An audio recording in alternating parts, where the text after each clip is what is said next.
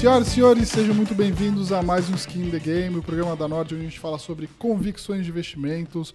Hoje eu estou aqui com o Guilherme Amaral, que ele é analista de ações em tecnologia da Quiné Investimentos. A gente já teve aqui vários convidados que vieram da Quiné, uma casa que a gente acompanha e admira demais o trabalho.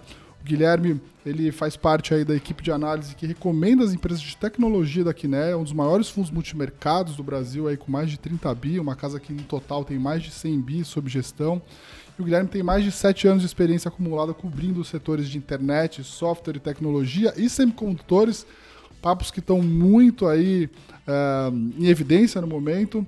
Então, e aí, Guilherme, tudo bem? Tudo bem, Bré. Obrigado pelo convite.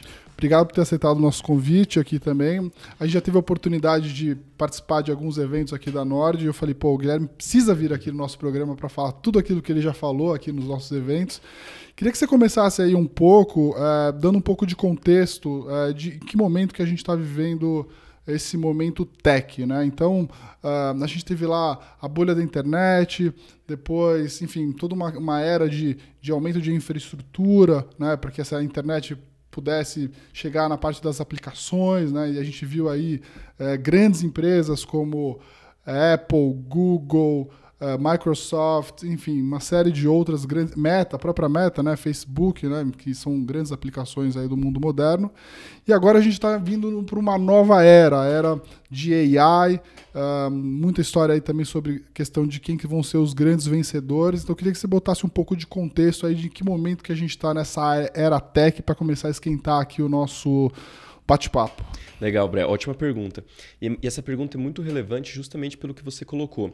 A tecnologia, historicamente, isso é um padrão de 50 anos. Ela vem em ciclos e, de repente, acontece uma mudança de plataforma, uma mudança de tecnologia, que é uma mudança estrutural no mercado. Tudo que você vinha fazendo nos últimos 10, 15 anos, de repente muda e essa nova plataforma se torna dominante. Como você citou, a gente viu isso com a internet. Lá atrás teve o computador pessoal, teve o mainframe para data center, mais recentemente a internet e o smartphone. A gente está vivendo a era dos smartphones, né? Desde o lançamento do iPhone. E recentemente, com o lançamento do ChatGPT no final de 2022, começou essa nova era, que é a era da inteligência artificial, a era dos Large Language Models, que é o nome dessa aplicação de inteligência artificial. E com isso, a tendência que nós vemos e o que nós acreditamos aqui para frente é uma mudança muito grande na maneira com que nós, humanos e usuários, vamos interagir com a tecnologia. E como você bem colocou, quando a gente compara com os ciclos anteriores, a gente vê primeiro os grandes ganhadores são os players de infraestrutura, porque naturalmente você precisa construir toda essa base aonde você vai criar as aplicações em cima. Então, geralmente, tanto foi verdade com as telcos, né, com as telecoms na internet, como foi verdade com os fabricantes de smartphone na era dos smartphones, e agora está sendo em semicondutores para inteligência artificial. Então, os primeiros ganhadores são esses, os caras, né, as empresas que fazem a infraestrutura, e em cima disso eles criam toda essa base aonde o mercado como um todo, as startups e as empresas vão criar aplicações em cima. 2023 foi claramente o ano da infraestrutura, né? Muita gente já viu, né, a performance das ações da NVIDIA, e o que é mais interessante é que todo esse ganho da NVIDIA foi revisão de lucros. Na realidade, o múltiplo da NVIDIA caiu. A empresa subiu 200% no ano, mas ela está mais barata do que estava no começo do ano, porque foi tudo revisão de lucro, visto que as expectativas com a inteligência artificial foram muito acima do que o pessoal esperava. Então, como que a gente está para 2024 e para os anos seguintes? A infraestrutura está sendo construída, está sendo colocada nos data centers, e a partir dali a gente vê um ambiente muito propício para a criação de aplicações, que é o que costuma ser e deve ser novamente o segundo passo de todas as ondas de tecnologia. Então, o que vem pela frente, assim, acho que vem um momento mais interessante, porque como lá atrás, como na internet, nos smartphones, normalmente os players de infraestrutura não são tantos, assim, é um visionário que viu a tendência na frente, como foi a Apple, como foram algumas telecoms na época da internet, e dessa vez foi a NVIDIA, com alguns outros players que a gente pode abordar mais para frente. Mas a parte de aplicações, essa, assim, pode acontecer de tudo, assim, é praticamente impossível. Se você visse um iPhone em 2007, quem imaginaria que você teria bancos digitais, Instagram, GPS, sua vida estaria no smartphone. E a gente acredita que com a inteligência artificial vai ser o mesmo. Então os próximos anos vão ser extremamente inovadores e interessantes, tanto do lado de investimento como na nossa vida pessoal e nas interações com a tecnologia. Legal. Eu queria até, já que você tocou no ponto, né? A gente tem aqui uma carteira de vocês que é muito interessante, que é os longs e shorts que vocês, né? Para o pessoal que não entende muito sobre o assunto, basicamente no mercado financeiro, você fazendo gestão de recursos, né? Você pode ter uma carteira que é long, né? Onde empresas que você está comprada, e tem uma carteira que você está short, que é uma ações que você está vendida, ou seja, você tem alguns cenários que podem acontecer, né? Na carteira longa, no melhor dos cenários, todas essas ações que você está comprado sobem, e no melhor cenário, todas as ações que você está vendido caem, e você ganha essa diferença, né? Você está exposto, vamos dizer assim, ao mundo ali de tecnologia, onde você está apostando nos vencedores e eventualmente também está apostando contra os perdedores, né? Mas existe um outro cenário também, que essas ações dos perdedores, vamos dizer assim, fica parado e você ganha na diferença, né? Eu vou falar um pouco sobre essas ações aqui, porque está muito interessante essa carteira long e short, né? Tem aqui alguns temas bem polêmicos, porque tem empresas aqui muito grandes, inclusive empresas que eu tenho na minha carteira long, que eles estão short, então vai ser interessante o papo. Mas eu queria que você falasse um pouco sobre a NVIDIA, dado que ela não está nem no long nem no short aqui da carteira, e é um tema que é muito recorrente, né? Uma ação aí que ficou muito em evidência nesses últimos tempos. Então, explicar um pouco desse case, né? O porquê que a NVIDIA é um dos grandes vencedores, vamos dizer, dessa corrida de AI, mas não é um bom investimento no momento. Então eu queria que você explicasse um pouco essa questão. Legal. NVIDIA, com certeza, como você colocou, é um nome polêmico, né? E por que isso? Porque, basicamente, como a gente estava conversando, 2023 foi o ano da infraestrutura. Então, assim, as revisões, se você olhar a revisão de lucro de receita da NVIDIA, foi bizarro. Assim, a NVIDIA está crescendo receita 170% ano contra ano. A revisão de lucro, crescimento de lucro, eles não falam nem percentual, eles falam em vezes. Assim, o lucro cresceu 5 vezes o que foi ano passado, 2022, né, que foi um ano ruim, notavelmente, para a NVIDIA. Mas por que a gente não tem? A gente tinha NVIDIA na carteira, mas a gente resolveu desinvestir recentemente, hoje a gente está de fora, porque as expectativas para 2024 já são bastante altas. Assim, as expectativas de mercado, principalmente no buy side, todo mundo já espera que eles vão fazer 100 bilhões de receita no que vem. Que a gente acredita que eles vão entregar. Só que o que acontece é isso, o mercado é expectativa versus realidade, né? Então muitas vezes não importa se uma empresa que está crescendo 50% não necessariamente é melhor do que uma que cresce 5%, porque a de 50% tem que entregar acima dos 50%. Então nesse equilíbrio de expectativa versus o que a gente acha que a empresa pode entregar, a gente acredita que a NVIDIA vai entregar ótimos números em 2024, mas que já estão no preço. Então é o que a gente fala que já está tudo precificado. Sim.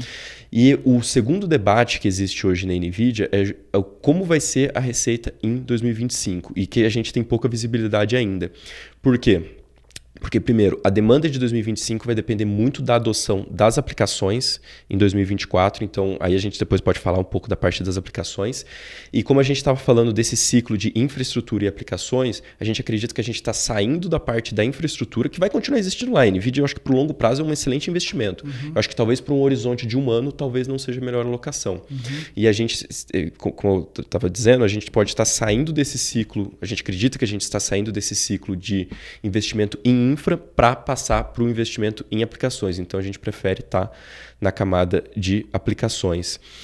Então, no conjunto, juntando todas assim, as opções que a gente tem de investimento, a questão das expectativas já estarem muito altas para a NVIDIA. A NVIDIA, assim, o último resultado foi super bom. Ela continua entregando acima do que o mercado espera, do que o sell side espera, e a ação até não tem mexido, né? Até se você acompanhar o último resultado, foi muito bom, assim, foi beats across the board.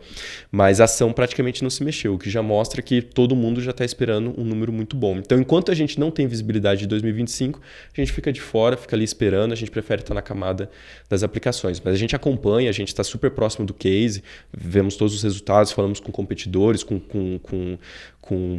clientes, com pessoal de cloud, com aplicação, enfim, a gente não tem problema nenhum de mudar a nossa cabeça, né? Quando os fatos mudam, a gente muda de opinião. Era até legal você explicar, talvez, pro pessoal, por que a NVIDIA tem uma vantagem competitiva assim tão grande, né? Por que ela é tão especial, né? O que ela produz, né? E quais são as barreiras de entrada tão grandes que ela tem, né? Nesse mercado todo, que faz essa empresa uma empresa tão especial? Legal, ótima pergunta.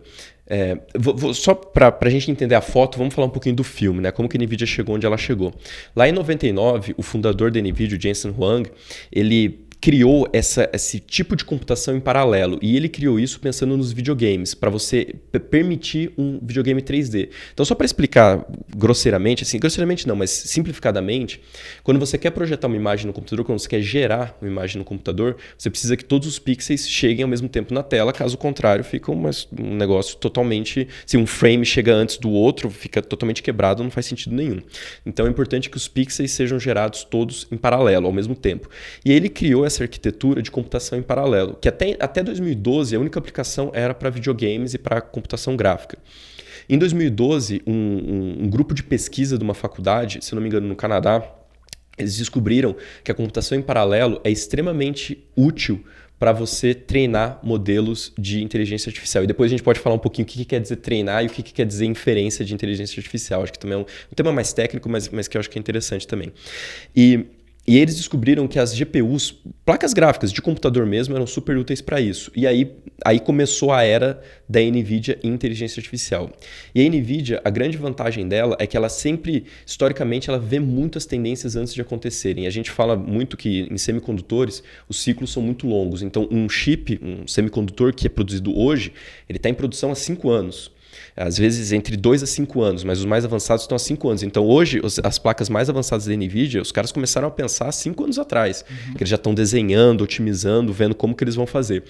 Então é muito importante você ver as tendências antes de acontecer. E foi exatamente isso que a NVIDIA fez. A partir de 2012, eles começaram a ver, eles viram sempre o potencial da inteligência artificial e alocaram recursos de investimento, de pesquisa e desenvolvimento para essa área. E fomentaram muito esse ambiente. Então eles iam para as faculdades, eles falavam, olha, eu estou fazendo uma placa, o que você precisa? Vamos fazer essa placa juntos. Se aproximaram das empresas. Então, isso a gente chega no dia de hoje. Então, eles têm essa vantagem competitiva de anos, de verem essa tecnologia anos à frente. Então, essa é a grande vantagem deles. Eles têm essa estrutura de computação em paralelo, que outros têm também. A AMD é outro player que tem também uma tecnologia muito boa. Mas a vantagem da NVIDIA é ter visto isso antes de se tornar toda essa hype que a gente viu hoje. E aí, com isso, eles conseguem estar, aí a gente acredita, alguns anos à frente disso. Inclusive, no começo do ano que vem, na primeira metade do ano que vem, eles devem lançar já a nova geração. Eles estão até acelerando os ciclos deles de inovação, porque antigamente eles operavam em ciclos de 1 ano e meio a 2, eles lançavam uma linha nova. Agora eles já praticamente já anunciaram que vão reduzir isso para 1 ano. Então, todo ano a gente vai ter um lançamento novo de uma placa gráfica para data center da NVIDIA. Então, cada vez mais a competição fica mais difícil, né? Então, a placa que a gente vai ver daqui 3 anos, a NVIDIA já está pensando hoje. Sim. Então, é muito difícil alguém conseguir fazer, reduzir essa distância, a não ser que a NVIDIA tropece, faça alguma escolha, enfim, alocação de capital ruim, que a gente sempre monitora, mas não é nosso base case hoje. Sim. Uma coisa legal que você já contou uma vez, né, nos nossos papos é que cada novo GPU, né, ele custa bilhões de dólares, e isso também tem uma questão, uma vantagem competitiva. Sim. E também você contar um pouco aí com detalhes, assim, o quanto que muda de um para outro, né? A gente teve várias... enfim, os computadores, né, tiveram uma evolução muito grande, né, de capacidade de processamento, a mesma coisa isso depois para baterias, e agora a gente está vendo nessa questão das GPUs, né? Então explica um pouco pro pessoal assim, o quanto que custa para fazer uma nova, né, e o quanto que isso evolui de uma para outra. Exato. Não, é exatamente isso. Assim, o tempo de desenvolvimento de uma arquitetura nova, enfim, envolve... centenas, se não milhares de PhDs, as mentes mais brilhantes do mundo dos semicondutores, centenas de milhões, até bilhões de dólares para serem desenvolvidos, e depende de toda uma cadeia que precisa estar muito bem azeitada, todo mundo precisa trabalhar ali em sincronia. Depois a gente pode até falar da cadeia de semicondutores também. Então, o plano de desenvolvimento da NVIDIA, ele tem tanto a questão da lei de Moore, que é só para explicar rapidinho, por que a computação, né, por que a TI, a informática foi tanto assim, por que trouxe tantos esses tão grandes ganhos de produtividade, de receita, de computação? Por que os celulares ficam melhores e mais baratos? Porque é até um negócio que você fala meio contrastante, né? Porque como é que você tem um negócio que é melhor e ao mesmo tempo mais barato? É muito por causa dessa lei de Moore. Gordon Moore foi o fundador da Intel lá na década de 60 e ele postulou naquela época que a cada 2 anos o número de transistores, que é basicamente como é que eu poderia dizer? É a unidade mais básica de um circuito integrado. Então os computadores ele tem um transistor que ele basicamente decide se vai passar 1 ou 0, tá? E aí quando você junta esses transistores, você começa a criar os circuitos integrados que fazem essas computações extremamente rápidas que a gente conhece. E ele postulou lá na década de 60 que a quantidade desses transistores num chip ele dobra a cada 2 anos. E, incrivelmente, isso se provou verdade, tem se provado verdade. Então, o tamanho do transistor diminui. O que você faz? Você aumenta, você dobra, aumenta a densidade dos transistores no mesmo chip. E aí, com isso, sua capacidade de computação aumenta. Então, uma das coisas que a NVIDIA faz é isso. Tá? Ela simplesmente diminui o transistor e aumenta a densidade. Mas não só isso até é simples, né? Meio que qualquer um conseguiria replicar. Mas existe também toda uma tecnologia e um conhecimento de como você organiza esses transistores, como colocá-los e qual o desenho daquela planta, daquele chip você faz de forma a otimizar e a tornar a integração e a computação de todo aquele chip muito mais... Organizada e rápida. Organizada e rápida, exato. É muito mais eficiente do que se você simplesmente diminuísse o tamanho deles. Eficiente também, né? Porque tem uma questão aí de consumo de energia, né? Sim, sim. Eu acho que é relevante, né? Organizado e eficiente, porque ele poderia ter uma capacidade muito grande e organizada, mas consumir muita energia, né? Então os chips vão ficando cada vez menores, consumindo cada vez menos energia, eles são cada vez mais potentes. Exato. Você tem também esses ganhos de energia. Inclusive as GPUs, na verdade, elas consomem bastante energia, mas isso é um caminho, a tendência é que cada vez mais vai diminuindo e você torne todas as questões mais eficientes. E por fim, só para também falar outras vantagens da NVIDIA, você tem a questão do hardware, que a gente abordou aqui, a questão dos transistores e tal, mas tem também uma outra parte que até talvez muita gente não saiba, mas eles têm uma parte de software muito, muito desenvolvida. O que quer dizer o software? O software é basicamente o sistema operacional que você roda em cima dessas GPUs, dessas placas. Então, como você organiza ali a linguagem de máquina de forma a fazer o maior proveito daquela placa. E isso é um negócio também que, novamente, a NVIDIA viu à frente. Eles têm esse stack, né? Todo esse arcabouço aí tecnológico de software desde os pacotes, as linguagens, etc., desde 2008, quando ninguém falava disso. Todo mundo achava que era só para placa gráfica de computador. E eles viram isso à frente, como eu falei, eles ficaram próximos das startups, dos grupos de pesquisa e perguntaram, pessoal, o que vocês precisam? Me falam o que vocês precisam que eu vou ajudar vocês a desenvolverem todo esse ferramental tecnológico. Então, eles têm essa vantagem de software também. O software deles é muito bem integrado com o hardware. Ele é muito eficiente. Então, quando você usa o hardware NVIDIA, é mais ou menos um pouco o que a Apple faz, né? Quando você tem o hardware e o software juntos, assim, você sabe exatamente como o seu hardware se comporta, porque você desenhou ele, e você sabe programar o software para funcionar da melhor forma com esse hardware. Então é uma combinação imbatível. E por fim, mais recentemente, isso é uma história que vem desde 2019, eles compraram uma empresa de networking, que é basicamente...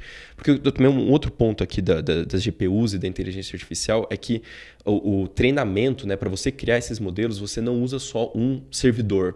Você usa vários servidores. Na verdade, assim, vamos lá, só para começar.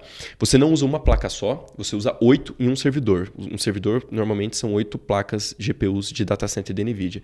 E você chega a juntar milhares desses, chega a ser 1.000, 2.000 desses, para você criar ali uma fazenda que se chama de um GPU cluster, né, que o pessoal fala, para você conseguir fazer todas as computações em paralelo necessárias de forma a treinar esse modelo. Caso contrário, se você tem que ficar esperando outra parte ser processada para você passar para outro passo, o negócio fica muito demorado e você perde eficiência, você demoraria, enfim, anos para treinar o modelo, que obviamente não é o caso.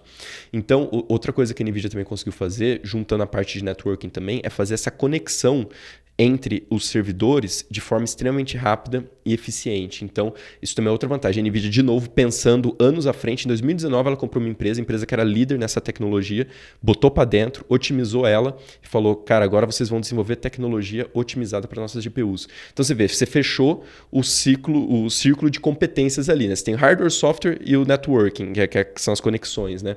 Então, assim, é muito difícil. Ninguém faz as três coisas bem ao mesmo tempo. Então, é muito difícil ganhar esse mercado da NVIDIA. Tem gente tentando, a AMD está aí, a Intel está aí, tem algumas startups, as próprias empresas estão tentando, né? A AWS tem um chip próprio, a Microsoft, o Google, mas é difícil, assim. A gente não vê num horizonte curto de tempo a NVIDIA sendo, como é que se fala, disruptada, né? Por essas outras empresas. Você falou sobre a questão de treinar os modelos, né? Acho que era legal a gente explicar dentro desse... Você explicou muito aí sobre infraestrutura, né? Das bases de hardware, software e depois... explicar um pouco, pessoal, o que de fato isso pode mudar a nossa vida no dia a dia, né? O que a inteligência artificial, hoje, na nossa era, dado toda essa infraestrutura que foi criada, qual tipo de aplicações vocês acham que vão ser as grandes tendências e o que vai efetivamente mudar no nosso dia a dia depois? Claro, não, essa é uma ótima pergunta. E assim, só para fazer eu vou falar primeiro do big picture, assim, do que é o geral disso, porque eu acho que é muito interessante. O Bill Gates, ele tem escrito bastante sobre isso, e é muito interessante a história dele, porque o Bill Gates é o cara que está por dentro de todas as tecnologias. Apesar de já ter uma certa idade, ele é muito antenado nas tecnologias e tem os melhores acessos do mundo. Então, ele é muito engraçado. Quando ele olhou a primeira vez a inteligência artificial de Large Language Models, que é o ChatGPT, ele não deu muito valor, assim, ele achou que não era muito interessante. Depois, quando ele passou num exame de biologia, que é o exame americano, né, o AP de biologia, que é um exame que não é só decoreba, é um exame que você tem que pensar criticamente sobre uma determinada situação. Aí ele viu que o negócio era sério. E ele tem escrito muito, inclusive até recomendo, tem alguns artigos muito legais no blog dele, no Gates Notes. E o mais recente que ele escreveu, que ele fala que nós estamos entrando na era dos agentes de AI. E que ele fala que os agentes de AI ele vê como a maior revolução desde a interface gráfica dos computadores pessoais. Então, só para dar um passo atrás para entender onde que a gente está. Os computadores pessoais lá atrás, eles eram um terminal, que era aquele fundo preto com um código que você acessa a sua rede, o seu computador, etc. Mas você não tinha essa interface gráfica de mouse, de clique, não sei o quê. Então, era muito limitado. Você tinha que saber programar, você precisava saber uma linguagem de programação para usar os computadores. A Microsoft e a Apple lideraram essa era da interface gráfica, né? E isso foi uma grande revolução lá atrás, porque você diminuiu as barreiras de entrada. Todo mundo consegue com um mouse, e aí criaram um mouse, o teclado já existia, né? Mas criaram um mouse onde você navegava, você clicava, era super interativo. E depois veio o touchscreen, que daí você acabou com o mouse, aí você foi direto pro dedo, que também foi uma outra revolução.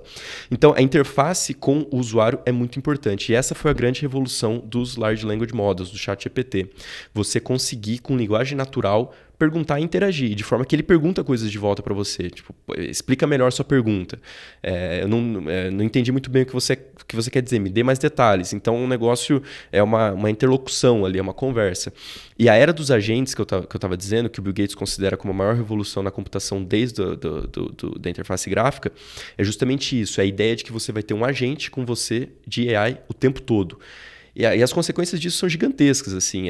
Eventualmente, não sei se vai acontecer, mas eventualmente pode até substituir o smartphone. Já tem gente trabalhando no hardware para isso. Tem uma empresa, uma startup que chama Humane, ela lançou até um negocinho aqui. Né? É o PIN, né? Tipo um brochezinho que você coloca aqui.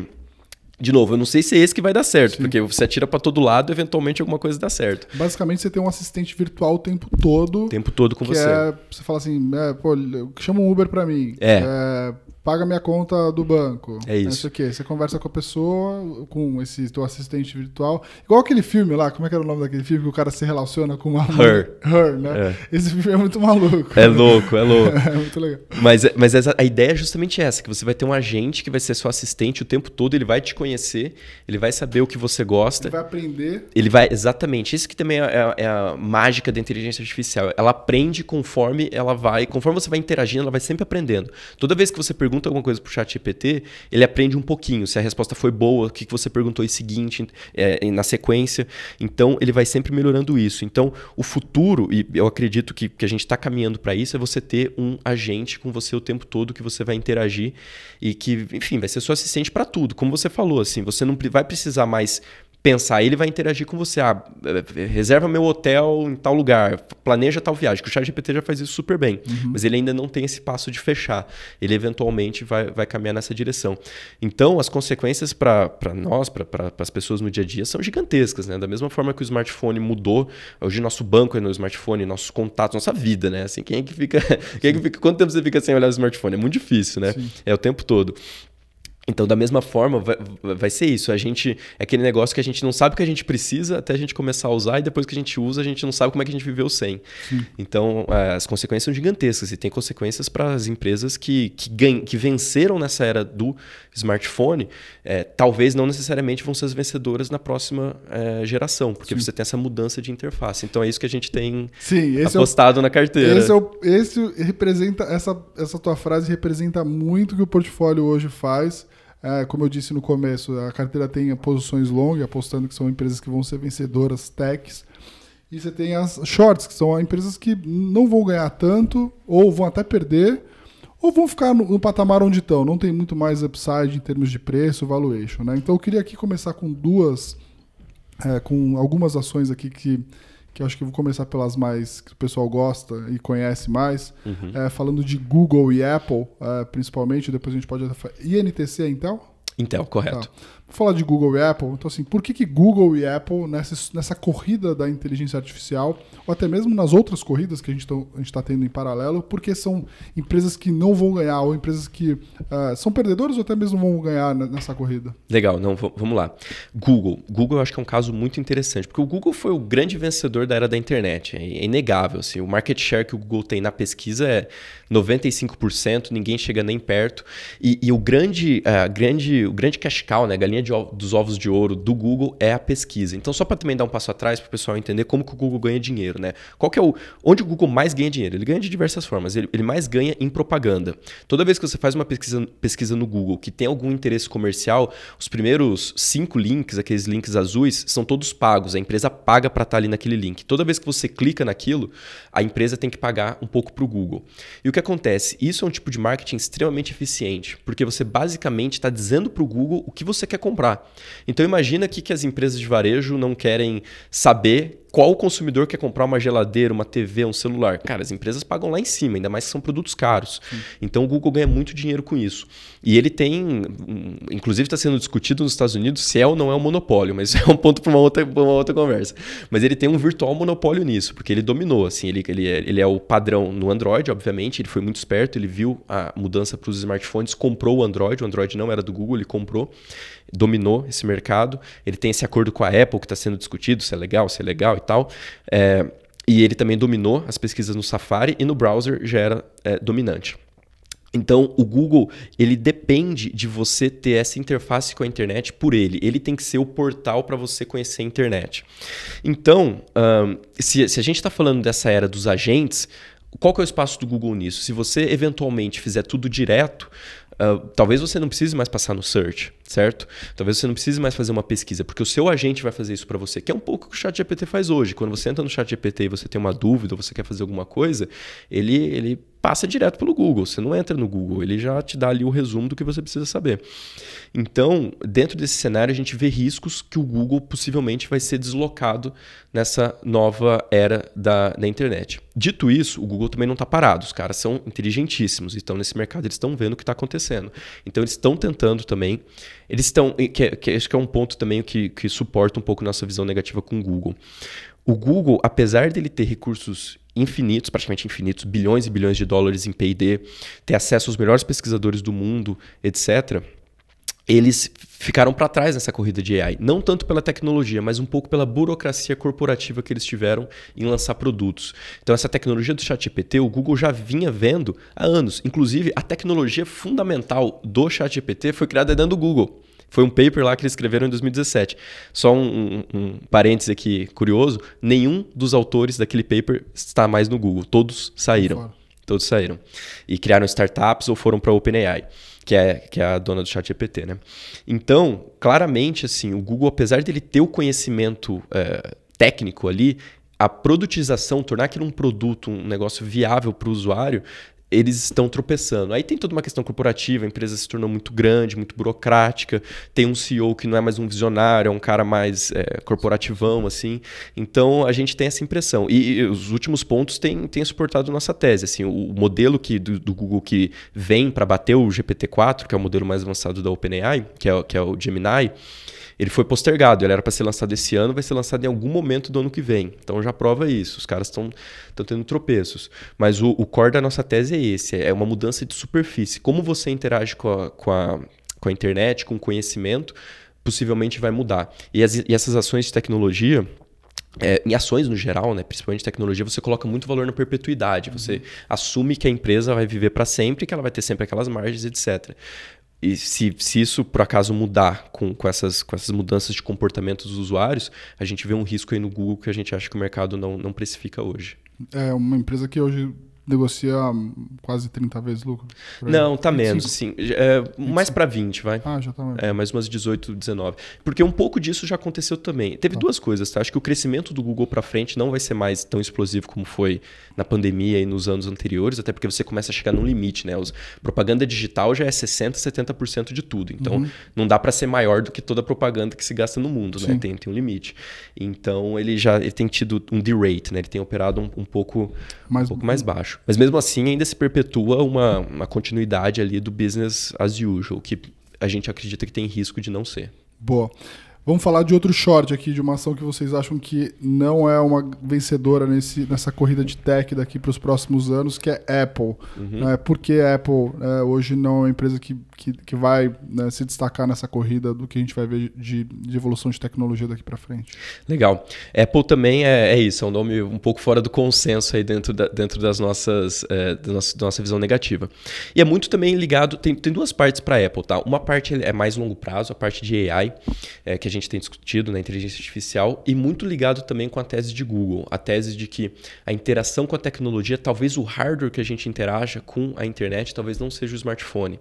Talvez pode ser um PIN, pode ser alguma outra coisa, pode ser um fone de ouvido. Até falando do Bill Gates, ele acredita que o fone de ouvido vai ser a próxima plataforma. A Meta, por exemplo, ela tem um óculos, não sei se você já viu, o Ray-Ban Meta, que ele tem um fonezinho aqui, ele tem um microfone muito bom embaixo, e que ele tem uma câmera que você pode perguntar para a inteligência artificial, para a Meta, o que eu tô olhando, onde eu tô. Tipo, você filma o seu arredor e ele fala onde eu tô, o que tem de interessante para fazer aqui. Tem um café ali, vira em tal rua e tal. Então ele tem o seu assistente no óculos, tem o PIN da Humane que a gente já falou. Fone de ouvido, com certeza alguma coisa vai surgir. Então, são opções de hardware que não necessariamente são smartphones. Então, existe esse risco de que a Apple não participe da próxima revolução, da próxima mudança de plataforma. E, geralmente, historicamente, as empresas dificilmente passam de uma geração para outra. A Apple teve muito sucesso na era do computador pessoal, lá em 80, 90, com os primeiros Macintoshes. Depois ela passou por um período meio década de 90, não teve muita inovação. Depois veio o iPod, o iPhone e o resto todo mundo conhece a história. Mas, atualmente, pelo que a gente tem visto, a Apple não tem nenhum produto, pode ser que ela esteja trabalhando e que a gente não saiba, mas ela não tem nenhum produto de AI que você fala, nossa, esse cara vai ser o vencedor. A gente, como eu falei, a gente monitora, a gente está sempre atento a isso, procurando blogs, falando com o pessoal do mercado, vendo até quem que é contratado, quais são os moves dos executivos no mercado para tentar saber em que direção que está indo. Mas a Apple ela tem sido muito quieta nessa parte de AI, tanto que você quase não ouve falar deles, né? Então essa é a primeira tese de longo prazo, uma mudança de plataforma também afetando a parte do hardware, que a Apple foi a grande vencedora dos últimos anos. Tem uma outra parte também, que é mais curto prazo, que é talvez uma história para o próximo ano, para 2024, que é a competição, principalmente na China. Então o que acontece? A Huawei, que teve todos os problemas lá em 2019, ela foi bloqueada, foi sancionada, teve diversos problemas, ela conseguiu em grande parte contornar essas sanções. Então ela lançou recentemente, em agosto desse ano, um celular que é muito competitivo com celulares mais modernos. Ainda não é tão bom quanto um iPhone 15 Pro Max, que é o topo de linha, que é melhor até que alguns computadores, mas ele é muito bom, assim, por ser um produto chinês feito na China, com todas as restrições que foram impostas desde 2019, é um celular muito, muito bom. E a gente tem visto dados muito positivos, assim. Os chineses têm, de fato, comprado e gostado desse produto. Tem toda uma questão de nacionalismo, tem toda uma questão do governo também estar apoiando essa compra desse celular, então existe uma perspectiva razoável, até bem, que a gente acha bem provável de que a Apple perca share na China. E a Apple quando a Huawei praticamente saiu do mercado, lá em 2019, ela foi a grande vencedora. Porque a Huawei sempre fez celulares top de linha. Ela sempre foi a Apple da China. Ela inclusive se inspirava muito na Apple. Então, com essa volta da Huawei, o maior ganhador provavelmente vai ser também o maior perdedor. E aí junta todas as questões, assim, quando a gente olha o múltiplo, é um múltiplo extremamente alto, mesmo o múltiplo da Microsoft, que cresce muito mais, que está em temas muito muito mais interessantes. Não cresce, tá? A Apple basicamente receita, ela já até deu um guidance para o próximo trimestre de ficar flat, não crescer ano contra ano. Então, assim, a gente não acha que é um bom investimento, dado todos esses riscos. Assim, os riscos não conversam com o múltiplo, né? Porque geralmente essas coisas andam juntas, né? Maior o risco, menor o múltiplo e vice-versa. E na Apple a gente vê essa desconexão. Então a gente acha que é um bom short aí para nossa carteira. Muito bom. O pessoal tem que sempre lembrar que, assim, quando a gente fala sobre investimentos, a gente está sempre pensando num balanço de riscos aqui, numa simetria, né? A empresa pode ser muito boa, a empresa pode crescer muito, ela pode ter uma barreira de entrada gigantesca. Só que se ela está num preço, assim, absurdo, né? Você está pagando muito por aquela história, e se o valor está muito concentrado, né, como o Guilherme falou, no futuro, né? Um primeiro espirro que aquela empresa pode ter, né, ao longo da sua trajetória de vida, e a gente já viu isso acontecer com várias, aconteceu isso com o Google, aconteceu isso com a Amazon, aconteceu isso com a própria Apple, enfim. Quando a empresa passa a não entregar algo que o mercado se espera muito, aí as quedas são bem relevantes, né? Sim. Aliás, assim, o jeito que eu gosto de comprar algumas empresas que eu gosto muito, por exemplo, Google, que eu já comprei lá atrás, Apple, é justamente nesse momento onde a empresa, o mercado está atribuindo muita expectativa, ela dá um ou dois resultados que são frustrantes, as ações despencam, né, porque está todo mundo tão entusiasmado, despencam ali 30%, 40%, e ali dá uma boa oportunidade de entrada. Né? Aconteceu isso, inclusive, há 2 anos atrás com o Netflix, né, que também vinha num trend assim, também muito de crescimento, vai ser a grande vencedora, depois entra os concorrentes veem que não conseguem competir de fato com ela, e aí você dá uma oportunidade, aí você tem uma oportunidade de compra. Então é sempre um balanço de riscos, que é importante dizer aqui, né, que às vezes, conhecendo bem a empresa, né, como você já deve ter investido em várias aqui, é tudo uma questão às vezes de preço. Né? Talvez Sim. Google, que hoje é um short, dependendo do valor que tiver Google lá no futuro, pode ser também uma volta para um long. Né? Perfeito, exatamente isso. Vamos falar um pouco aqui dos longs da carteira. Tem bastante coisa interessante aqui para a gente falar. Queria que você começasse aqui por, talvez que o pessoal conhece mais, então Microsoft. Vamos falar um pouco de Microsoft. Legal. Aqui. Por que vocês acham que esse é um bom investimento hoje? Por que tem na carteira hoje da Kinea? Vamos lá. Microsoft é um pouco o contrário da tese de Google. A Microsoft, ela é esse cara que ele está totalmente inserido no tema de inteligência artificial. E a Microsoft, assim, como a gente está falando da NVIDIA, de ver o futuro, ver as tendências no futuro, a Microsoft foi muito inteligente de investir na OpenAI.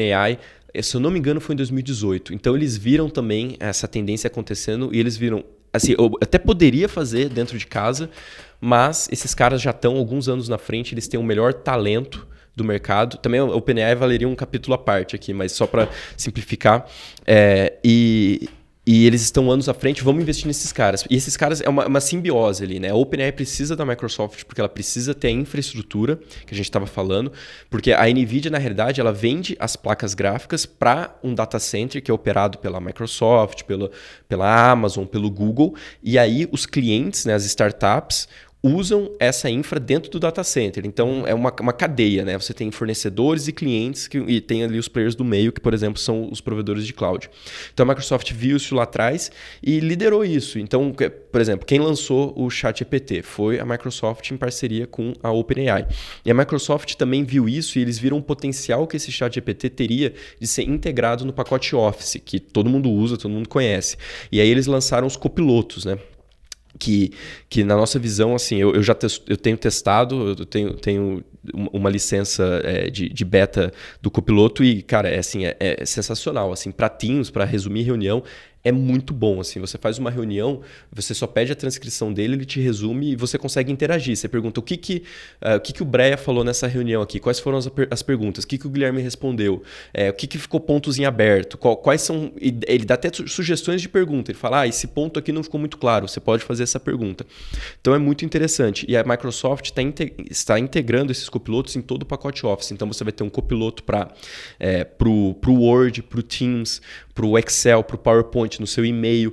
Então ele vai ser isso, ele vai ser o seu assistente, que nem a gente estava falando dos agentes. Num passo, vamos dizer, um proto-agente, um agente no começo, vai ser o copiloto que você vai interagir escrevendo. Você vai pode chegar pro Copilot e falar assim, cria para mim um modelo para analisar no Excel, NVIDIA ele vai conseguir te ajudar a criar um modelo de, sei lá. Vai. Eventualmente, hoje ele ainda... O Excel, principalmente, não é o produto que ele está mais azeitado, que ele está melhor, mas eu tenho até falado com a Microsoft sobre isso, e eles falam que em alguns anos, talvez em 1 ano ou 2, eles não gostam muito de se comprometer com o tempo, mas o objetivo é chegar lá.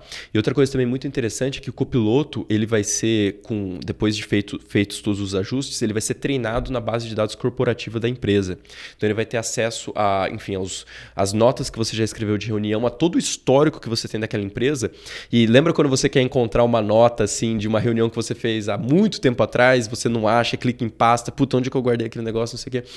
Ele vai te ajudar a chegar naquilo. Você vai simplesmente perguntar, olha, Copilot, na verdade você vai perguntar o que você quer saber. Você não precisa nem perguntar, me encontre a nota. Você vai perguntar, olha, Copilot, me ajude a lembrar quanto de receita eu projetava para a NVIDIA ou para a Microsoft no dia tal. Ele vai buscar nos seus arquivos e vai te responder o número. Então imagina o ganho de tempo, o ganho de produtividade que isso vai ter. Então é assim que a Microsoft... É por isso que a gente gosta do Long Microsoft.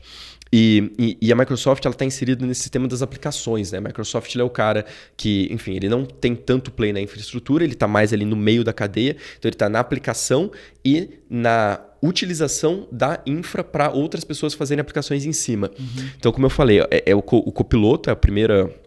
Vamos dizer, o primeiro grande produto da Microsoft com AI, e que a gente deve já começar a ver os assinantes vindo ali ao longo de 2024, mais até em 2025. Mas ele também tem a parte da infraestrutura na nuvem. Então, startups que queiram utilizar essa tecnologia de inteligência artificial, eles chegam para o Azure, que é a divisão de nuvem da Microsoft, e pedem, Microsoft, olha, eu preciso treinar esse modelo porque eu quero um modelo que eu inventei aqui da minha cabeça, me fornece aí as GPUs da NVIDIA. A Microsoft faz esse serviço. E a Microsoft ela tem uma parceria muito grande com a NVIDIA. Hoje, da base instalada de GPUs que já foram vendidas, a Microsoft é a maior do mercado. Ela não é a maior cloud, mas devido ao relacionamento e devido a conseguir ver as tendências à frente, eles conseguiram se aproximar da NVIDIA e hoje eles têm a maior base instalada de GPUs para clientes. Então hoje uma startup que quer... E hoje, só para fazer um comentário, a gente tem tido falta de GPUs. A demanda tem sido tão alta que a NVIDIA ela não consegue atender todo mundo. Assim, os lead times, o tempo de entrega dessas GPUs é 12 a 18 meses. Agora diminuiu um pouquinho porque as fábricas têm conseguido produzir isso mais rapidamente. Mas eles tiveram faltas crônicas ao longo desse ano. E a Microsoft conseguiu ser o primeiro da fila, conseguiu pegar essas GPUs primeiro, instalar. E hoje, quando uma startup... Hoje, startup também precisa entrar numa fila, tá? Mas onde é mais provável que ela vai conseguir essa infra é... Através de um provedor dessa infra. Exato, é do provedor e, em especial, da Microsoft. Exato. Vamos falar de outras ações. Eu gostaria de falar de Meta primeiro, né? Que eu acho que tem tudo a ver com essa história também de AI, né? Por que vocês gostam da empresa hoje, né? O pessoal não é um case tão consensual hoje em dia. Né? Não é mais, assim, foi muito ao longo de 2023, foi uma das big techs, assim, depois da NVIDIA foi a que melhor performou, muito numa história de corte de custos, que a gente acha que acabou, assim, a gente acha que essa história de cortar custos da Meta já esgotou, eles já chegaram no limite, fizeram grandes pacotes de demissão, né, no começo do ano e ao longo do ano, e você teve também uma aceleração de receita, tá? A segunda história grande também desse ano foi uma volta do mercado de advertising e os players chineses, né? A Temu e a Shein, que é como se fosse uma Shopee, a Temu, né? Que ainda não está no Brasil, em breve deve chegar aqui, mas eles começaram a gastar muito na Meta. Então essa foi a história de 2023. Como que a gente está pensando para 2024? É um ano de desaceleração da Meta, assim, isso é inegável, porque esse ano ele começou crescendo 0% esse ano, ele vai terminar o ano crescendo 25%, segundo o guidance. Então é uma aceleração gigante. É muito difícil que você continue acelerando em 2024. Então provavelmente você vai desacelerar. Não é a Big Tech que a gente mais gosta, a gente prefere Microsoft, Amazon e até alguns outros, mas a gente ainda tem uma posição ali. E muito porque existem ainda alguns benefícios de AI que a Meta pode capturar ao longo de 2024. Então, assim... E é um valuation muito atrativo, tá? Então eu vou explicar esses pontos. Depois da Microsoft, por incrível que pareça, a segunda maior base instalada de GPUs para inteligência artificial é da Meta. porque eles também viram essa tendência, não tanto do ChatGPT, mas eles viram, foi mais por necessidade. Quando você teve a mudança, quando a Apple proibiu que os usuários fossem traqueados, isso foi um problema gigantesco para a Meta, né? Foi a história de 2022. Eles conseguiam ver quando você entrava num site e comprava um produto. Então, se você mostrava uma propaganda no Instagram ou no Facebook e você depois pesquisava ou comprava aquele produto, a Meta sabia. Então, ele conseguia fazer esse depara e ele falava, olha, enfim, comerciante que fez propaganda no meu site, o cara viu a propaganda no Facebook, ele não clicou na hora, mas depois ele comprou. Então, ele conseguia atribuir para ele mesmo, e aí os modelos de targeting dele, né, que é como ele ganha dinheiro, que ele direciona a propaganda, foram melhorando. Beleza. Então, quando a Apple proibiu isso de acontecer, isso foi um problema gigantesco, porque o modelo era todo baseado nisso. E aí eles tiveram que encontrar alternativas. E uma das alternativas foi justamente usar inteligência artificial para contornar esse problema. Então, ao invés de você fazer um negócio, uma predição que fosse... como é que eu poderia dizer? Que fosse de 1 para 1, que fosse direta, você começou a fazer uma predição probabilística. Então você começou a falar, esse usuário provavelmente comprou esse produto ou vai comprar esse produto. E eles conseguiram fazer isso usando modelos de inteligência artificial que foram treinados em cima de GPUs da NVIDIA. Então, ao longo de 2022, eles aumentaram o CAPEX, uma boçalidade, assim, foi muito que eles aumentaram. Então, eles conseguiram também estar à frente dessa tendência. E muito inteligentemente, eles pegaram essa infra que eles já têm construída e conseguiram virar para a tecnologia que existe hoje de inteligência artificial. Então, um dos modelos parecidos com o ChatGPT, um modelo open source da Meta, é o melhor modelo open source do mercado e tem tido muito boa atração, justamente porque você não precisa pagar por ele. Ele é gratuito. A Meta produziu, criou ele, falou, pessoal, se vocês quiserem usar, customizar, está aqui o código-fonte, podem fazer o que vocês quiserem. Então, eles têm ganhado muita atração nisso. Então, eles têm também lançado vários produtos voltados para o consumo. Eles até no Connect desse ano, que é o grande evento deles de anúncio de produtos, eles anunciaram, você vai ter chatbots, você vai conseguir interagir com o chatbot lá, principalmente sobre seus interesses, porque qual que é a história, né? Qual que é a mágica da Meta? A Meta sabe tudo que você gosta, ela sabe até quanto tempo você ficou olhando para um post. Você viu lá um restaurante X, você ficou olhando para aquilo, você curtiu, você compartilhou, a Meta obviamente sabe tudo. E ele faz o seu gráfico social dos seus interesses, das pessoas que você interage. Então, eventualmente, eles já vão lançar em breve, já está funcionando para alguns beta testers nos Estados Unidos, mas você vai ter um chatbot lá perguntando assim, olha, eu quero comer uma comida italiana no Itaim, você já sabe o que eu gosto, você já sabe onde eu fui recentemente, me sugere um que eu não fui ainda. E ele vai conseguir cruzar todas essas informações e te sugerir. Então existe uma história de AI também muito interessante na Meta acontecendo, muito pela vantagem dessa infra. Eles têm outros produtos também, assim, eles têm geração de imagem que vai ser muito interessante para as pessoas que fazem propaganda na Meta. Porque você tem que pensar assim, a Meta tem 10 milhões de empresas que fazem propaganda lá no site. É assim que ela ganha dinheiro também. Assim como o Google, ela ganha dinheiro via propagandas. Então, quando você cria esses assistentes para os comércios fazerem propaganda lá, você reduz muito a barra. Uma pessoa que pensou, putz, eu vou ter que contratar uma agência, vou ter que fazer um criativo, nossa, vai ser difícil e tal. A Meta ela vai automatizar tudo isso para o cliente. Ela vai pegar e falar assim, sabe essa foto que você tirou, enfim, do seu produto? Olha, vamos dar um retoque nessa foto, vamos deixar mais bonito, vamos tornar interativo, vamos fazer um vídeo e tal. Com inteligência artificial, ela vai conseguir fazer tudo isso. Então, existe ali uma história também de que a Meta vai se beneficiar da inteligência artificial. E tudo isso no valuation das Big Techs é mais barato, extremamente descontado. A Meta hoje deve estar umas 17 vezes lucro ano que vem. É abaixo do índice. Se você comprar Meta, você vai estar pagando menos do que você está pagando no S&P.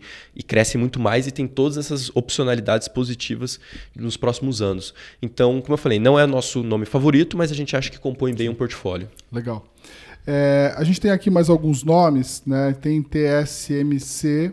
inclusive, TSMC está na nossa carteira do Nord Global. O Henrique aqui gosta também bastante do case. Então, para o pessoal que não conhece ainda o Nord Global, é só clicar aqui no link na descrição que o Ricardo vai colocar depois. Tem todas as informações para quem quer comprar suas próprias ações, né? Você tem a oportunidade, obviamente, de investir na Quineia, assim como a gente investe nos fundos da Quineia e que tem lá dentro, né, as suas carteiras de ativos de tecnologia, ou se você quiser comprar diretamente suas próprias ações, eu recomendo que vocês sigam uma casa de análise.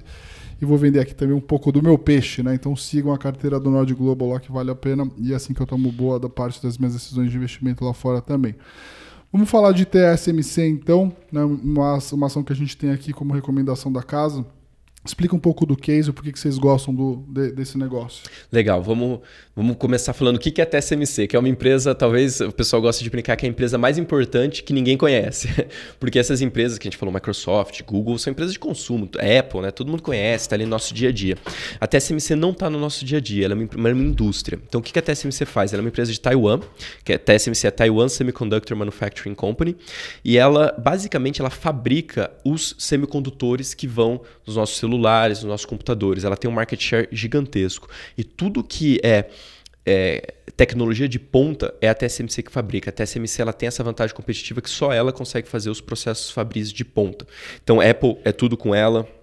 NVIDIA, as partes mais importantes são com ela, a AMD é com ela, então a Broadcom, que é uma empresa de network, enfim, todas as tecnologias mais avançadas de semicondutores é a TSMC que fabrica, tá? Então por que a gente gosta dela? O mercado de semicondutores, ao longo dos últimos anos, assim, só contar um pouquinho da história. A pandemia foi um período muito bom para semicondutores. Todo mundo comprou um computador novo, teve auxílio emergencial no mundo todo, então você comprou, trocou de celular. Então a gente, assim, o consumo de eletrônicos foi muito pujante durante a pandemia. E ao mesmo tempo, você teve problemas de supply chain que os melhores executores ficaram para trás nesse período. E a TSMC foi uma boa executora. Então eles conseguiram passar preço, dado essa demanda muito forte, dadas essas vantagens deles, eles conseguiram passar preço, então eles ganharam muito dinheiro durante a pandemia. Veio 2022, veio 2023, foi um ano de ajuste. Você teve uma certa acomodação desses mercados de eletrônicos e de semicondutores, então a receita da TSMC vem caindo esse ano. E é um mercado cíclico, assim, você tem todo esse período, você tem um período de alta demanda, você acumula estoques na cadeia. Depois que a demanda naturalmente arrefece na ponta, os estoques ficam acumulados, você precisa trabalhar, você precisa digerir esses estoques na cadeia. E é isso que nós passamos em 2023. A gente passou por um período de digestão de estoques altos nessa cadeia de smartphone, PCs e servidores também, que são os 3 grandes da TSMC. Então, foi um ano, como eu falei, foi um ano de ajuste. Olhando para frente, 2024 vai ser um ano de recuperação. Por quê? Você já teve o ajuste desses mercados, vendas de smartphones já vem caindo há vários trimestres, PCs também, os estoques já se ajustaram. E aí, 2024, a gente está num setup muito bom para a TSMC voltar a acelerar a receita nesses 3 principais mercados. A gente vê cloud voltando a subir, que é o driver de servidores. A gente vê PCs também, uma perspectiva muito boa de PCs voltarem a crescer, até porque em 2024 você tem 2 catalisadores para isso acontecer, para acontecer em 2024. Você tem o fim do suporte do Windows, o Windows vai mudar para o novo Windows, o Windows 10, se eu não me engano, vai perder o suporte, e os computadores que o pessoal comprou lá em 2020 na pandemia estão chegando a 4 anos de uso, que é a média que você já começa a pensar em trocar. Smartphone também, todo smartphone que você trocou lá atrás, você já começa a pensar em trocar. Então é um setup muito, muito positivo. Então a gente gosta bastante. E além disso, um valuation também muito descontado, está operando ali a 16 vezes lucro 2024, então a gente gosta bastante. E ainda tem toda a história de AI, que não é muito representativo para a TSMC hoje, mas a gente imagina que vai ser para frente. E todos esses caras, olha que interessante, todos esses caras que estão fazendo chips de AI, querendo competir com a NVIDIA, apesar de toda a dificuldade, todo mundo só consegue fazer na TSMC. Aliás, melhor dizendo, só a TSMC consegue fabricar esses chips para esse pessoal. Então a AMD vai fazer na TSMC, as TPUs do Google vão ser na TSMC, os chips novos da Microsoft, TSMC, Meta, TSMC. Então a TSMC, apesar de hoje ser pequeno, eles já deram um guidance, uma previsão de crescer 50% ano após ano durante os próximos 3 anos a parte de inteligência artificial. Então você ainda tem esse plus, né? Que vai sustentar a empresa. Então a gente gosta bastante desse case. Assim, é uma inflexão cíclica com uma história ali de AI também para acontecer. E parece que ainda um pouco abaixo do radar, né? Dificilmente a gente vê alguém falando sobre a empresa. É muito comum as pessoas irem fazer esse pensamento, né, de mais assim, consumo, né, de achar que as grandes techs vão ser sempre as grandes vencedoras, né? Eu queria falar um pouco de Amazon aqui, né? Que, enfim, é uma empresa que também está entre as big techs aí e tem o pessoal conhece bastante. Eu queria entender um pouco por que é um long, né? Não me parece que dentro dessa história de... É uma provocação, né? Obviamente eu sei que deve ter muita coisa, você vai me dar uma aula aqui, mas na minha cabeça, assim, a Amazon não me parecia hoje um case assim tão tecnológico, vamos dizer assim. Então, é interessante isso. Vamos lá. Então, a história de Amazon é muito mais uma história de recuperação de margem e corte de custos, tá? Então, de novo, a Amazon, assim, é sempre importante, eu sempre dou um passo atrás, porque para a gente entender o que está acontecendo hoje, é preciso até pensar um pouco nos últimos 2 anos. Durante a pandemia, a gente viu que o e-commerce explodiu, a Amazon foi um baita sucesso, uma ação performou super bem, né? Outras empresas de e-commerce também. E durante a pandemia, eles fizeram investimentos muito altos em toda a cadeia de entregas, principalmente nos Estados Unidos. Então, eles, de fato, cometeram um erro. Eles admitem que eles cometeram um erro de investimento, de perpetuar o crescimento que eles viram durante a pandemia para a eternidade. Então, eles pensavam que eles precisavam de centros de distribuição muito maiores do que, de fato, foram precisos. Quando o mundo reabriu, o novo normal se provou ser o antigo normal, então as pessoas voltaram a comprar em lojas, etc. E aí você teve uma queda, assim, você teve uma acomodação do mercado de e-commerce. E a Amazon estava preparada para um crescimento que não veio, basicamente essa história. Então isso tudo é custo fixo, ela é uma empresa... Ela é uma empresa do mundo físico, né? Assim, ela, no final de contas, ela é um varejista que tem centros de distribuição. Então, tudo isso teve um custo. E a partir de 2022, e mais intensamente em 2023, primeiro, eles também mudaram o CEO, né? O Jeff Bezos está quase se aposentando, ele ainda é chairman, mas ele está quase se aposentando. E com o novo CEO, ele entrou muito nessa jornada de cortar custos. Então, eles vêm cortando custos, fechando centros de distribuição. Então, eles vêm melhorando muito as margens deles. Isso tem sido a história de 2023. Perdão. Só que para a gente ter uma comparação das Big Techs, tudo bem que são negócios totalmente diferentes, mas a Amazon ela é que tem as margens mais baixas. Então, qualquer ganho de margem que você tem ali, uma alavancagem operacional, é uma explosão de lucro, que é o que a gente tem visto nos últimos resultados. E pelo que a gente conversa com o pessoal de logística americana, pessoal da indústria, ainda tem muito corte de custo para vir na Amazon. É uma empresa muito inchada. Para você ter uma ideia, a Amazon, assim, é que ela não divulga separado, mas o Google tem o Other Bets, que eles gastam... 1,5 bi por trimestre de custo só em coisas que são other bets, assim, coisas futuristas, cara... opcionalidades de negócios que eventualmente não são core da empresa. Exato, perfeito, exatamente. No Google você tem o carro autônomo, né, que há 10 anos eles tentam, tá difícil o negócio se tornar um business viável, né, mas enfim.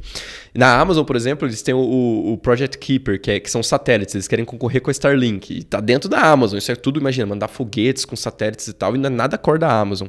Mas algumas coisas dessas eles têm cortado. Então eles têm racionalizado. A gente sabe que o Alexa teve muitos cortes e muitas outras divisões que não são core, que não estavam dando certo. Lojas físicas também eles tentaram, não deu certo. Eles têm cortado muito custo. Então, a principal ideia da Amazon é essa jornada de corte de custos, principalmente no e-commerce. Mas tem a outra parte também, que é a parte mais tecnológica da Amazon, que é a parte de computação em nuvem, né? AWS. AWS, exatamente. A AWS, ela inventou a computação em nuvem. É até interessante porque antigamente a Amazon era uma empresa de varejo. Sempre foi de e-commerce. Mas eles perceberam muito... sabidamente que eles tinham ali um ativo gigantesco, eles tinham data centers gigantescos que muitas vezes ficavam ociosos. E eles pensaram, por que a gente não vende isso para terceiros? Foi uma sacada genial assim, dos caras. Isso lá em 2006, quando ninguém falava disso, nem Microsoft, nem Google, né? Eles inventaram isso mesmo. Inclusive bateram muita cabeça, porque o pessoal falava, não, nunca você vai mandar seus dados para fora do seu data center, esquece. Muita gente duvidou e se provou ser um business brilhante para a Amazon. E aí você tem essa divisão, é a maior divisão de cloud, e eles têm muita tecnologia, eles inovam muito nesse mercado. E esse mercado também passou por um momento de otimização. Também, durante a pandemia, como as empresas se digitalizaram muito rápido, muitas empresas ficaram inchadas. Assim. Você teve uma correria, basicamente, para você se digitalizar, para você fazer tudo remoto, o dinheiro a juro zero. As empresas pegavam e falavam, não, vamos comprar o melhor pacote, vamos comprar serviço, vamos tudo no máximo com a AWS. E com o tempo eles foram vendo, cara, talvez eu não preciso de tudo isso, o juro ficou mais alto. Talvez minhas receitas não estão crescendo tanto quanto eu imaginava. Isso aconteceu também muito com startups, né? O mercado de venture em 2020 e 2021 foi uma loucura, né? Valuations lá em cima, bilhões e bilhões fluindo para as startups. E muito desse dinheiro foi para a AWS, porque era infra, né? Porque é isso que a AWS faz, ela terceiriza a sua infra tecnológica. Então, veio o momento, vamos dizer, você caiu do céu para a terra, e aí você teve 2023 esse ano, e desde 2022, mas também bastante em 2023, você teve essa otimização e essa queda das receitas. Então, hoje, olhando para frente, a AWS estabilizou, parou de cair, e a gente vê uma perspectiva muito boa dela voltar a acelerar ao longo de 2024. Porque você sempre tem novos serviços, mas quando você está diminuindo a sua base, os novos não compensam o que você está diminuindo da sua base. Agora, como você parou de diminuir essa parte aqui, a otimização da base, os novos começam a se tornar mais representativos. Então a gente vê um bom setup também para a AWS reacelerar. E só para concluir aqui, o último ponto, de AI, a AWS também tem inserido na história de AI. Ela é a maior cloud. Ela ficou um pouco para trás. Eu acho que ela não viu essa tendência tão bem quanto a Microsoft, mas ela está, apesar de atrasada, ela está correndo atrás e a gente acha que ela consegue fazer esse catch-up, ela consegue fechar esse gap. Talvez não 100%, mas eu acho que ela consegue ser muito melhor do que ela é hoje. Hoje a percepção da AWS é que não tem nada em AI e que, enfim, ela vai ficar para trás. Tinha uma história que ela perde share para o Azure, que não se provou muito verdade, mas a gente acha que eles vão conseguir pelo menos ser, em alguns pontos, competitivos com o Azure. Então a gente gosta bastante dessa história de Amazon. É um nome que a gente vê muito espaço para revisar números para cima em 2024. Legal, muito bom. Bom, falamos aqui de vários negócios muito interessantes, com várias oportunidades. A gente tem tempo para mais um aí, né, Ricardo? Dá para falar de mais um case, né? Dá pra gente estar no tempo aqui. Eu às vezes esqueço de marcar o tempo aqui, então o Ricardo precisa me avisar aqui quanto tempo falta. A gente pode falar aqui então sobre, eu acho que uma ação que pouca gente fala, né? Que é a ASML, por exemplo, ou até mesmo o MU, se a gente tiver tempo. Explicar um pouco aí desse caso de ASML, que eu confesso que quando você mandou aqui os top holdings de você, eu nem conhecia. Legal. Não, esse nome também é outro que, assim como a TSMC voa debaixo do radar, mas também é uma empresa importantíssima. Assim, TSMC e a ASML, se desaparecessem da noite pro dia, cara, nossa vida ia mudar muito. Assim, a empresa que do nosso dia a dia, apesar de a gente não conhecer, assim, não existe substitutos para eles instantâneos, sabe? A ASML, da minha cobertura, eu acredito que é a empresa que tem as maiores vantagens competitivas de todo o setor de tecnologia. Por quê? O que a ASML faz? A ASML ela basicamente faz as máquinas que a TSMC compra e que vão ser usadas para, de fato, fabricar os semicondutores. É um processo que chama litografia. É um processo que... o processo que acontece, de fato, eles disparam lasers numas placas de silício que se chamam wafers, e nesses lasers eles marcam os transistores. Então eles conseguem fazer como se fosse se chama máscara, mas é como se fosse um gabarito da onde eles querem marcar os transistores, e depois eles colocam numa outra máquina e essa outra máquina deposita ali. Para você ter uma ideia, é um negócio que você deposita átomos, porque a gente está falando, só para ter uma noção também, a gente está falando de transistores que são 3 nanômetros. 3 vezes 10 a menos 9. Então, assim, se você colocar... Eu não lembro o número agora, mas se eu não me engano, são 20 transistores do tamanho de um fio de cabelo. Então, é um negócio extremamente pequeno. Então, imagina a precisão que você precisa ter para você marcar esse wafer e você conseguir movimentá-lo e conseguir fazer com que esse laser marque aquilo. Não pode ter... literalmente, não, assim, o erro que você tem é átomos de diferença. Então, é uma máquina extremamente precisa. E... a tecnologia mais avançada disso, só ela faz. É uma tecnologia que se chama EUV, Extreme Ultraviolet, que basicamente se refere ao comprimento de onda do laser, tá? Mas sem entrar muito aqui na questão técnica, é uma tecnologia que eles demoraram 20 anos produzindo. Os concorrentes deles, no começo dos anos 2000, disseram que a Nikon e a Canon, esse processo é muito parecido com fotografia, tá? Por isso que a Canon e a Nikon são importantes nesse mercado, tá? Fotografia clássica, né? Antes da fotografia digital. Mas eles desistiram dessa tecnologia e falaram, cara, você vai ter que investir muito dinheiro e provavelmente isso não vai dar certo. A ASML continuou lá batalhando, demorou 20 anos, bilhões investidos. Eles tiveram que criar toda uma cadeia de fornecedores, porque para você chegar nesse ponto, o laser você tem que ter a fonte do laser, que é uma fonte que eles inventaram. Você teve que ter os espelhos que refletem esse laser, que eles também tiveram que investir na Zeiss, aquela empresa de câmeras, né, alemã, para conseguir ter o espelho da precisão, sem erros na superfície, que conseguisse refletir esse laser, que não absorvesse essa luz. As lentes, então, cara, assim, não foi só montar, tudo ali eles tiveram que inventar e criar, e que muita gente desistiu ao longo do caminho. Lá em 2017, eles disseram que eles conseguiram, tiveram esse, vamos dizer, esse momento eureka, que eles falaram, cara, realmente isso é possível, e em 2019 eles começaram a vender essas máquinas para a indústria. Então, qual que é o ponto? Assim, qualquer concorrente deles está, assim, vou chutar baixo aqui, mas está 10 anos no mínimo atrás desses caras. É muito difícil. Você tem que, olha só, você tem que inventar 3 partes e conseguir juntar tudo de uma forma que ninguém mais tem. Eles criaram tudo e essa é uma vantagem competitiva gigantesca. Assim. Não é que o cara tem um fornecedor que ele vai conseguir comprar a lente, a fonte do laser e o espelho. Tudo está na SML. Então é muito, muito difícil competir com esses caras. Então, e a gente gosta muito por causa disso, porque 2024 não vai ser um ano bom, tá? Mas quando a gente olha o longo prazo, a gente viu uma oportunidade muito boa, porque é uma ação que underperformou esse ano. Ela não, assim, ela ficou para trás da história de semicondutores. Está num valuation atrativo, que é muito difícil você comprar histórias boas num valuation. Essa empresa está 20 vezes lucro em 2025, por exemplo. Mesmo que você olhe para frente, é muito difícil você achar essa empresa nesse múltiplo. E com todas essas vantagens competitivas, assim, tudo indica que ela vai voltar. 2025 vai ser um ano bom, 2026 vai ser um ano bom. Então a gente está aproveitando essa oportunidade em que tem investidores que saíram do papel por causa do curto prazo para a gente mirar um horizonte mais longo. A gente gosta bastante dessa história. Não, legal demais. Eu fico vendo aqui o tamanho de quanto que vale essas empresas. Enquanto você está falando, né? Entrei aqui, a SML vale 280 bi de dólar, né? Um negócio maluco, assim. É muita coisa, né? E vamos ter mais tempo para falar de Mu, que também é outra que eu estava olhando aqui quando você estava falando, né? Muitas dessas empresas eu ouvi falar uma ou duas vezes, eu não faço ideia, às vezes até do que faz. Mas Mu tem uma...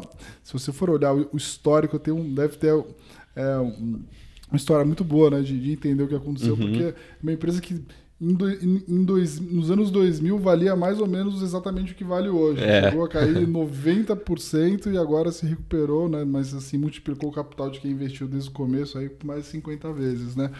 Micron Technology, o que faz essa empresa? Por que ela é uma das apostas de vocês aí para essa carteira tech da Kinea? Legal. A história da Micron ela é bem diferente, porque ela é uma empresa, vamos explicar o que ela faz. Ela faz memória, tá?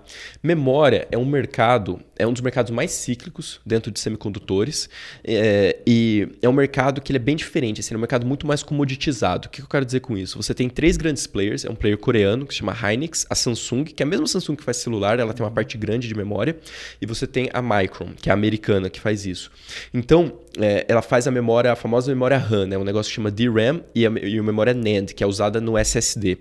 Então, ela tem essas tecnologias de memória, que são, como é que eu poderia dizer, são auxiliares dos semicondutores. Então, quando a gente fala da parte de semicondutores, é toda uma cadeia. Assim, às vezes a gente pensa que semicondutores é uma coisa só e que todo mundo faz tudo, mas assim, tem mais de, 50 empresas em toda a cadeia. Desde a empresa que faz o material, a máquina, que é a SML que a gente comentou, a que fabrica, que é a TSMC, a que faz o design, que manda o design para a TSMC, que é uma NVIDIA, uma AMD, etc., e até aqui junta tudo isso num produto e vende. E nessa parte de juntar tudo num produto, uma das partes que vem é a memória, né? Que é a memória RAM e a memória NAND que eu tava comentando anteriormente.